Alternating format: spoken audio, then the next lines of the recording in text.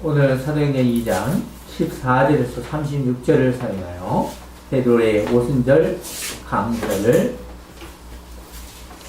듣도록 하겠습니다.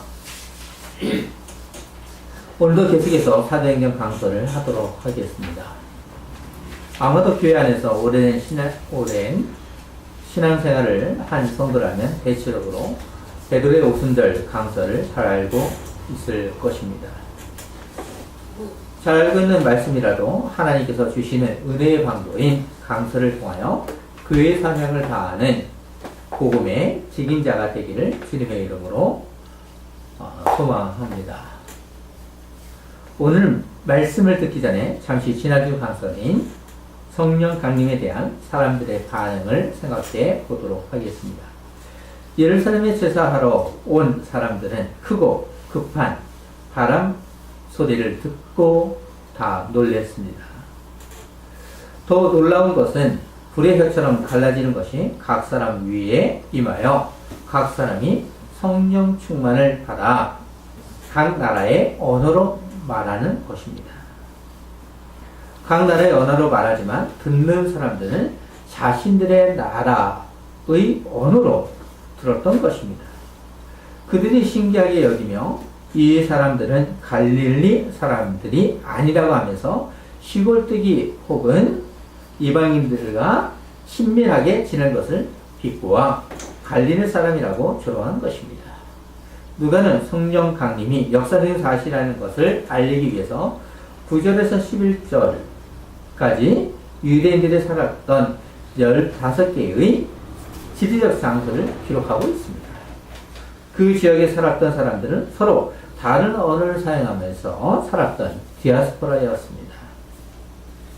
세상 사람들은 이런 신기한 일을 경험한 적이 없었기 때문에 더욱 신기하고 놀랬던 것입니다. 이처럼 하나님의 큰 일을 모르는 사람들은 성령 강림이 무엇인지를 모르는 것입니다. 그들은 더욱 조롱하며 세술에 취했다고 한 것입니다. 세술은 오랫동안 숙성해낸 술이 아니라 다 발효되지 않는 신선하고 달콤한 포도즙을 의미하는 것입니다. 한번 생각해 보십시오. 포도즙을 먹고 취할 수 있습니까? 성령 강림을 받은 사람들은 이처럼 조롱을 당하였지만 세상이 줄 수 없는 참된 기쁨을 누렸습니다. 이것이 세상이 줄 수 없는 하나님의 은혜입니다. 베드로는 성령 충만을 받은 후 하나님의 큰 일을 말만 하면서 있었던 것이 아닙니다. 마가의 다락방에서 베드로는 기회를 포착했습니다. 자신이 무엇을 해야 할지 알았던 것입니다. 어떻게 해야 아는지를 안 베드로는 10절에서 베드로가 11사도와 함께 서서 소리를 높여 이르되 유대인들과 예루살렘에 사는 모든 사람들아 이 일을 너희로 알게 할 것이니 내 말에 귀를 기울이라고 하는 것입니다. 이렇게 하는 것은 베드로가 사람들에게 알릴 것이 있다는 것입니다. 유대인들과 예루살렘에 사는 사람들아 우리를 향해 세술에 취했다고 하는데 잘 모르고 하는 말입니다.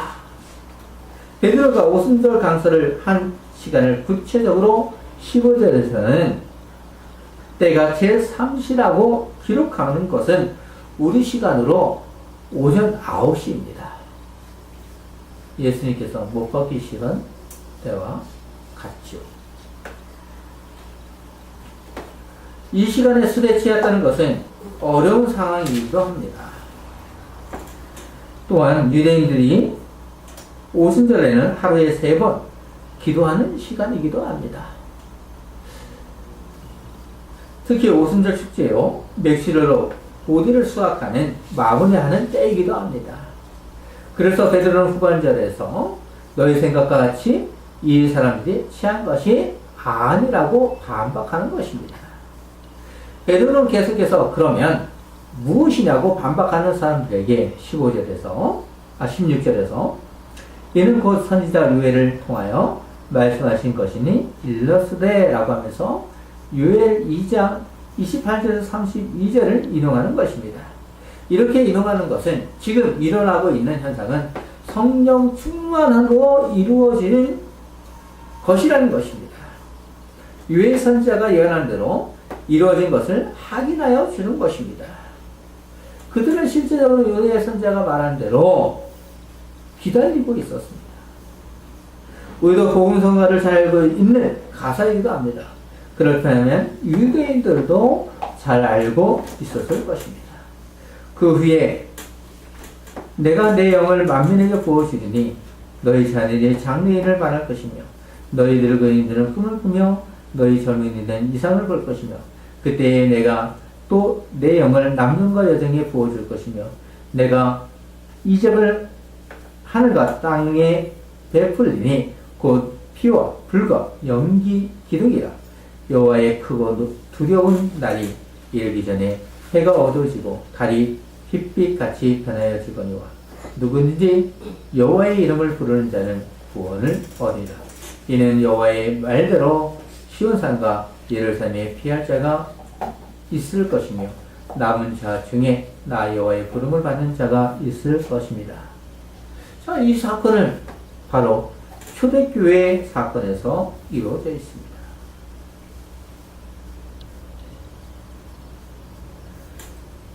우리가 잘 아시는 것처럼 예수님께서 이 사건을 이루셨죠. 그렇기 때문에 오늘날 다시 성령이 다시 온다는 것은 잘못된 가르침이기도 합니다. 성령 강림은 단 이례적입니다. 모든 사람에게, 믿는 사람에게 이미 임하여진 것입니다. 근데 초자연적으로 왔던 그 성령 강림이 동일하게 이 시대에 와야 된다는 것은 잘못된 것입니다. 이미 믿는 자들은 성령을 받은 성도입니다. 누가는 오순절 성령 강림 사건을 기록하면서 요엘 선지자가 예언한 내용을 넘어 종말의 마지막 사건들이 어떻게 발생할 것인지 또한 설명하고 있기 때문입니다. 종말이 우리에게 시작된 것입니다. 이것을 우리는 알아야 되는 것입니다. 베드로는 요엘 선지자가 예언한 것을 가지고 와서 사도행전 2장 17절과 18절과 2장 19절과 20절 사이에 그들이 예언할 것이요를 첨가합니다. 17절과 18절은 하나님이 말씀하시기를 말세에 내가 내 영을 모든 육체에 부어주리니 너희의 자녀들은 예언할 것이요 너희 젊은이들은 환상을 보고 너희의 늙은이들은 꿈을 꾸리라. 그때에 내가 내 영을 내 남종과 여종들에게 부어주리니 그들이 예언할 것이요. 예수님께서 승천하신 후에 예루살렘에 모인 사람들에게 차별 없이 구분 없이 누구나 성령 충만을 경험했다는 것입니다. 그 결과로 하나님의 큰 일을 선포하고 있다는 것입니다. 하나님께서는 구약 선지자들의 예언 활동을 예언할 것이요 환상을 보고 꿈을 꾸리라는 것을 통해 일을 하도록 했다는 것입니다. 그들이 선지자가 되었던 것처럼 우리도 그러하다는 것입니다. 일정한 사람들이 이렇게 환상을 보고 꿈을 꾸고 예언을 했지만 그렇지만 어떠합니까? 그렇지만 예수님의 그 사건에 대해 증거하고 선포하는 사실은 하나님의 백성이 성령을 받아 새로운 차원의 선지자가 되었다는 반박이기도 합니다. 누구나 이제는 하나님의 증거자가 되었다는 것입니다. 구약시대의 어떤 특수한 사람에게 특히 선지자에게 주어지는 하나님의 계시 방편이기도 했습니다. 그러나 이러한 것들이 오순절 기점으로 하여 모든 사람이 누리게 될 것이라는 사실은 신약시대에 생활하는 모든 사람이 성령의 은혜에 참여할 수 있게 되었다는 것입니다. 그러므로 신약시대는 모든 믿음을 통하여 성령을 받으며 하나님께로 나아갈 수 있는 것입니다. 이것은 예수님께서 성령을 보내주심으로 하나님께로 나아갈 수 있도록 하시는 은혜입니다. 특히 17절과 18절에서 동사로 사용된 단어는 모두 미래 시제를 사용하므로 19절에서 20절에서 내용을 설명하기 위한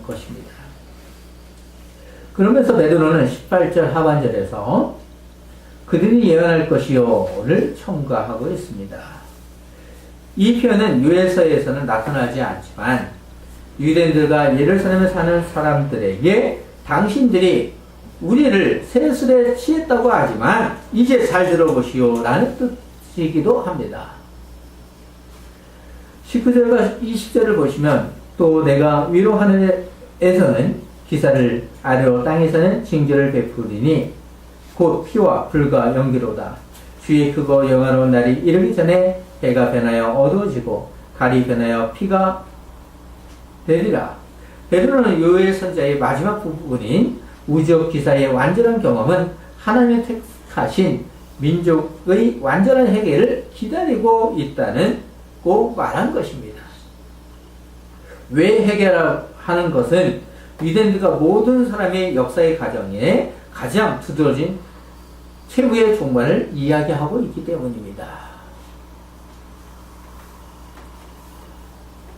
20절을 다시 보시면 주의 크고 영원한 날이 이르기 전에 해가 변하여 어두워지고 달이 변하여 피가 되리라.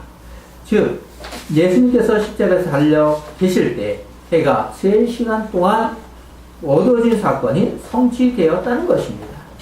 따라서 요엘 선지자의 예언은 예수님의 십자가 죽음 그리고 부활로 이루어졌다는 것입니다. 예수님이 누구신가를 알 수 있도록 성령 강림으로 복음을 증거할 수 있도록 했다는 것입니다. 그러니 지금 회개하고 주의 길을 가라는 것입니다. 새 언약의 시대인 교회의 시대는 주의 크고 놀라운 영화로운 날이기도 하지만 예수님의 재림의 날로 점점 가고 있는 종말의 시기이기도 합니다. 베드로가 예루살렘에 모였던 사람들에게 회개하라는 것처럼 요엘 선지자의 말이 이루어졌던 것처럼 오늘날 우리들에게도 같은 말을 하는 것입니다. 주의 크고 영화로운 날입니다. 그렇지만 종말의 시대를 가고 있습니다. 성령 충만을 한 베드로는 21절에서 누구든지 주의 이름을 부르는 자는 구원을 받으리라고 하였느니라고 하는 것입니다. 너희들이 우리를 세술에 취했다고 하지만 이제까지 잘 들었으면 주의 이름을 부르는 자가 되어야 한다는 것입니다. 성령이 오심으로 알 수 있도록 하는 것이기 때문에 구원을 받으라는 것입니다. 종말의 시대를 생각하는 우리에게 구원 사역은 계속되고 있으니 주의 재림이 일어나기 전에 회개하라는 강력한 메시지입니다. 사랑하는 성도님, 주의 이름을 부른다는 것은 오직 구원이 그리스도 안에 있음을 깊이 인식하고 오직 주님만을 신뢰하는 확신입니다. 이처럼 구속의 은혜를 잊고자 간절히 원하는 분들은 누구든지 하나님의 구원을 얻을 수 있습니다. 우리가 확신과 믿음을 가지고 신앙생활하는 그 자체가 하나님의 사랑임을 증거하는 삶입니다. 베드로는 유대인들과 예루살렘에 사는 모든 사람들이 회개할 수 있도록 촉구하는 것이 22절에서 36절입니다. 베드로가 강선한 내용을 잘 보시면 실질적으로 한 말은 많지 않습니다. 22절에서 36절은 이처럼 많은 것 같지만 실제로 한 말은 9구절이지만 좀 더 구체적으로 말하면 6구절입니다. 사도 베드로의 강서를 유심히 보면 자기 주장이 아니라 성경을 인용한다는 사실입니다.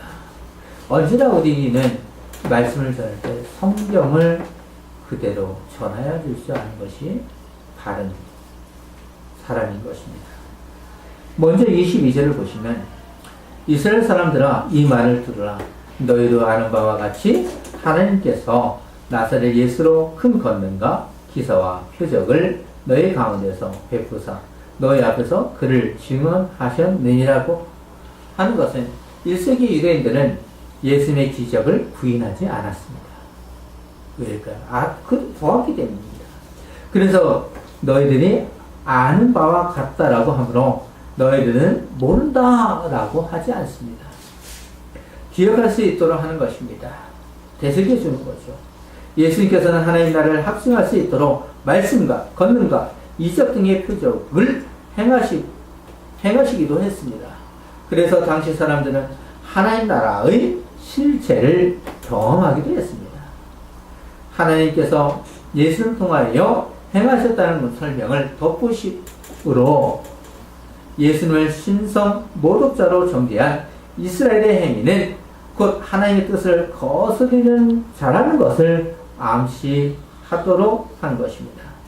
그래서 너희들이 누구인가를 강설하면서 36절에서 그런즉 이스라엘 온 집이 확실히 알지니 너희가 십자가에 못 박은 이 예수를 하나님이 주와 그리스도가 되게 하셨니라고 함으로 회개하는 것입니다.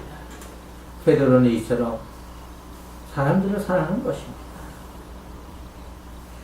베드로는 23절에서 그가 하나님께서 정하신 뜻과 미리 아신 대로 내준 바 되었건을 너희가 법 없는 자들의 손을 빌려 못 박아 죽였으나 종교자들에 의해서 너희들은 로마 제국의 힘을 권력을 이용하여 예수님을 죽이었다는 것입니다. 하나님 나라의 엄청난 세력을 감당하지 못하고 십자가에 죽인 자가 누구인가를 생각하도록 한 것입니다. 그런데 여기서 중요한 것이 있습니다. 예수님은 하나님께서 정하신 바에 의해서 그들에게 돌아가신 것이지 힘이 모자라서 너희들이 힘이 강하여 죽으신 것이 아니라는 것입니다. 하지만 너희들은 그것을 모르고 마치 자신들이 힘이 강한 것처럼 생각했으며 너희의 비유에 맞지 않는다고 스스로 판단하여 악하게 예수님을 잡아 죽인 것이 아닌가라고 강설한 것입니다. 이 얘기를 들으면 어떻게 해야 되겠습니까? 돌이켜야 됩니다. 오늘 이 말씀을 들어도 돌이켜야 됩니다. 그러므로 사실을 알고 보면 하나님은 예수님을 죽는 것을 힘으로 막지 않으신 것뿐이라는 것입니다. 유대인들은 신실하신 예수님을 인정하지 않고 부인하여 죽인 것입니다. 그러면 예수님께서 사망하시기만 했습니까? 그것으로 끝난 것입니까? 이 사절을 보시면 하나님께서 그를 사망의 고통에서 풀어 살리셨으며 이는 그가 사망에 매여 있을 수 없었습니다. 부활이라는 중대한 것이 무엇인지 알리고 있습니다. 어둠의 세력이 그리스도를 사망으로 이끌어갔지만 하나님에 의하여 반전되었습니다. 예수님의 부활이 법 없는 자들의 어떤 행동과는 전적으로 무관하게 하나님의 역사심을 따라 되어진 이름을 밝혀주고 있습니다. 그런데 유대인들이 가장 존경하는 다윗의 말한 것을 인용합니다. 그들을 마치 지켜 세우는 것 같습니다. 베드로는 자신을 낮추면서 그들이 알아들 수 있도록 그들이 가장 존경하는 다윗을 인용합니다. 시편 16편 8절에서 11절은 하나님께서 자신을, 그러니까 다윗이죠, 지켜주실 것을 강구하고 고백하는 내용입니다. 구약 성경을 읽는 사람들은 시편 16편을 다윗에게만 적용을 했을 것입니다. 그렇지만 베드로는 성령을 통해 강설하면서 이제 그것이 메시아이신 예수님께 대한 예언임을 증명하는 것입니다.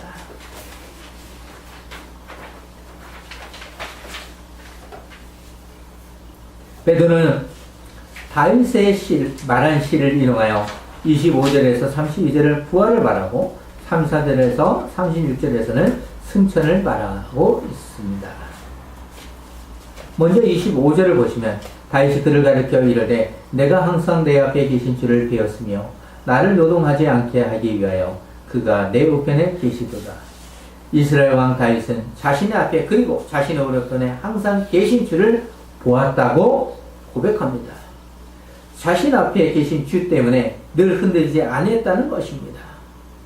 그렇기 때문에 시편 51편에서도 그가 해결할 수 있었던 것입니다. 우리에게 이러한 신앙이 필요한 시대입니다. 그렇기 때문에 하나님을 향해 기뻐함으로 노래할 수 있었던 것입니다.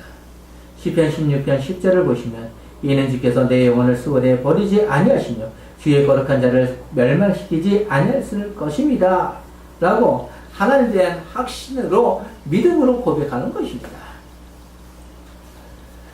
오늘 본문 26절과 27절을 봐도 그러므로 내 마음이 기뻐하고 내 혀도 즐거워하였으며 육체도 희망에 거하리니 이는 내 영혼을 음부에 버리지 아니하시며 주의 거룩한 자로 썩음을 당하지 않게 하실 것임이라고 잘 표현하고 있습니다.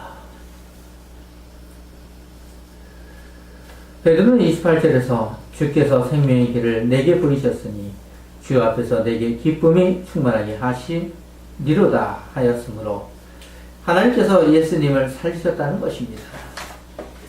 계속해서 베드로는 29절에서 형제들아 내가 조상 다윗에 대하여 담대히 말할 수 있노니 다윗이 죽어 장사되어 그 묘가 오늘까지 우리 중에 있도다.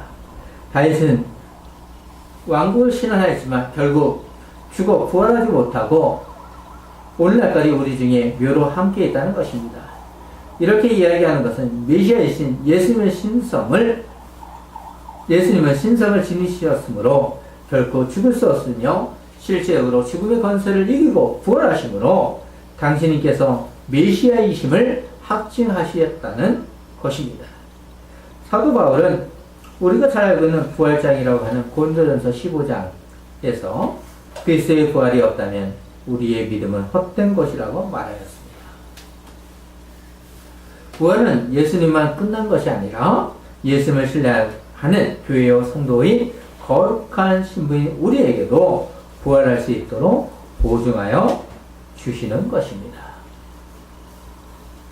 베드로는 다윗의 고백을 그리스도에 대한 말씀으로 인용하고 이때 유대인들에게 설득력 있게 다윗을 30절에서 이렇게 높여주고 있습니다. 상반절을 보시면 그는 선지자라고 하는 것입니다. 우리도 다윗 왕을 알고 있습니다. 그러면 왜 선지라고 한 것입니까? 다윗은 선지자니까 하나님을 알고 예수님을 주로 알고 장차 될 일을 말했다는 것입니다. 31절을 보시면 미리 본부로 그리스도의 부활을 말하되 그가 음부에 버림이 되지 않고 그로 육신이 썩음을 당하지 아니하시리라. 이 구절은 이미 인용된 27절에서 대한 해석이기도 합니다. 유대인들에게 선지자는 예언뿐 아니라 하나님의 말씀을 대언하는 기능을 갖고 있었던 것입니다. 그렇기 때문에 선지자는 단순히 예언자 정도로 생각해서는 안 됩니다. 다윗은 장래에 될 일을 미리 보고 예언한 선지자이면서 영광을 받은 시를 많이 써서 하나님을 찬양한 선지자로 보아야 합니다. 그렇지만 오늘 본문에서 그리스도의 죽음과 부활에 대한 예언과 다윗의 선지자의 기능을 강조하고 있습니다.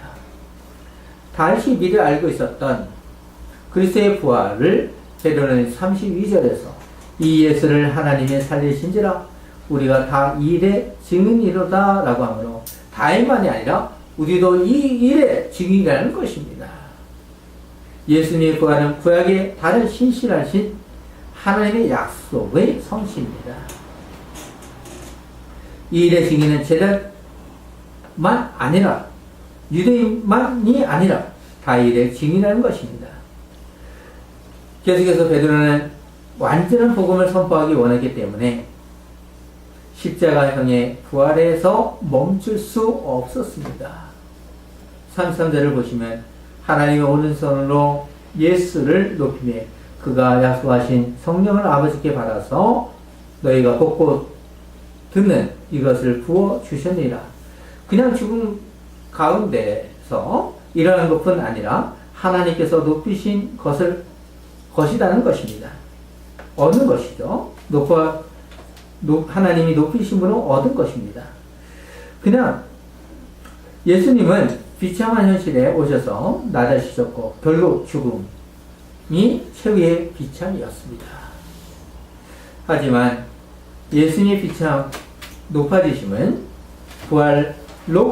부활로부터 다시 높여서 승천하시고 하나님의 우편에 앉게 하셨습니다. 그리스도에 더욱 높아지심은 장차 최후의 심판자로 오신다는 사실입니다. 그리스도의 피아와 높아지심은 이렇게 확연하게 다루고 있습니다. 베드로는 34절에서 35절에서 시편 110편을 인용하여 예수님의 승천에 대한 성경적인 근거를 제시합니다. 다윗은 하늘에 올라가지 못하였으나 신이 많아여 이르되 주께서 내 주에게 말씀하시기를 내가 원수로 내 발등상이 되게 하기까지 너는 내 우편에 앉아 있으라 하셨도다 라고 한 것입니다. 다윗 왕은 하늘에 올라가지 못하였다는 것은 그는 죽어서 예루살렘 가까이 묘로 장사되었고 그의 육체는 무덤에서 썩었고 부활하지 못했다는 것입니다. 그러므로 베드로가 지금 인용한 이 시는 다윗에게 적용시킨 것이 아니라 그리스도의 승천에 관한 것입니다. 예수 그리스도의 심판주로서 하나님 우편에 앉아 계시다가 오셔서 이 일에 다 하신다는 이야기입니다. 시편 110편 1절은 유대교 해석자의 난해한 구절로 삼았던 구절로 주가 누군지를 몰랐던 베드로는 주가 바로 예수 그리스도라는 것입니다. 아무리 나쁘다 할지라도 주라는 이 편에 대해서 그들은 넘어갈 수밖에 없었습니다.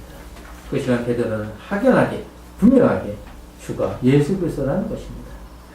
사도 바울은 빌립보서 2장 1절에서 모든 무릎을 예수의 이름에 꿇게 하시고 가르친 적이 있듯이 발등상이 된다는 것은 항복을 의미하는 것입니다. 이제 사도 베드로는 36절에서 마지막으로 공고를 합니다. 그러므로 이스라엘 온 집은 확실히 알지니 너희가 십자가에 못 박은 이 예수를 하나님이 주와 그리스도가 되게 하셨니라 함이라. 베드로는 신약성경에서 유일하게 이스라엘 온 집이라고 하므로 마지막 요지를 단단히 강서로 마무리하고 있습니다. 매우 강조적인 표현으로 이스라엘 민족 또는 종교 공동체를 지키는 것이 오늘날 모든 민족에게 적용되는 것입니다.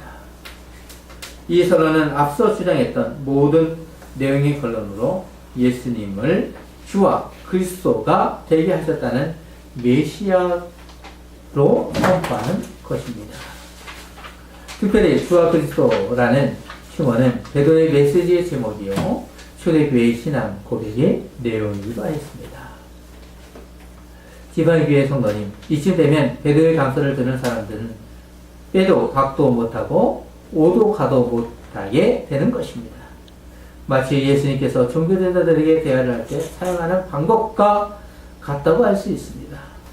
성령 충만하면 사람이 돌면에 지혜가 생기어 전한 것이 아닙니다. 예수님과 동거하면서 자신들이 고민했던 문제였고 자신들이 배신자였고 자신들의 삶의 체험으로 몸소 겪은 일입니다. 그렇기 때문에 잘 알고 있었을 것이고 전개 과정을 상세히 전할 수 있었던 것입니다. 이처럼 성경을 아는 것이 중요합니다. 머리로만 이해하는 것이 아니라 베드로의 마음처럼 알아야 하는 것입니다. 또한 베드로처럼 성령 충만함으로 담대히 전할 수 있어야 합니다. 베드로의 예수님의 부활을 아무런 생각 없이 전한 것이 아니었습니다. 사도행전 4장 13절을 보시면 그들이 베드로와 요한이 담대하게 말함을 보고 그들을 본래 학문 없는 범인으로 알았다가 이상히 여기며 유대인들이 놀랬던 것입니다. 갈릴리 사람들을 조롱하여 이방인의 갈릴리 소뚜기로 생각했지만 배우지 못한 사람을 생각했지만 여기에서는 본래 학문이 없는 범인으로 알았다가 베드로의 가르침을 듣고 놀랬던 것입니다. 베드로의 강설은 십자가에 못 박혀 죽으신 예수님께서 부활하시고 승천하여 우리 모두에게 주와 그리스도가 되었다는 복음으로 증명한 것입니다. 이처럼 베드로는 사람에게 믿음과 회개를 불러일으키려는 것이 핵심이기도 했습니다. 오늘날 교회의 사명은 무엇입니까? 베드로처럼 부활을 증거하고 있습니까? 세상의 기업처럼 편법 세습한 목사는 징계조차 하지 않고 불법 세습에 항의한 목사는 출교시키는 시대에 무엇이 더 중요합니까? 미 국무부는 29일 홈페이지를 통해 발표한 2018년 국제종교자유보고서에서 북한의 종교자유 탄압을 강하게 비판하였습니다. 2017년 한 해 동안 종교활동을 했다는 이유로 119명이 처형을 당했으며 770명이 수감됐다. 이 밖에 종교적 이유로 87명이 실종됐고 48명이 강제 이주당했으며 44명이 신체적 부상을 입었다고 지적하였습니다. 과거 북한에서 기독교를 포함해 종교를 가진 사람이 1950년에는 전체 인구의 24%였으나 2002년에는 0.016%로 줄었다고 밝혔습니다. 우리나라 대형 미국은 어떠합니까? 제가 고등학교 한 반에 가서 예수 그리스도를 믿는 사람이 몇 명입니까? 할 때 2명이었습니다. 탄압을 받든 탄압을 받지 않아도 중요한 것은 예수 그리스도의 복음을 전하지 않는 시대에 있다는 것입니다. 베드로는 죽음을 각오하고 복음을 전하였습니다.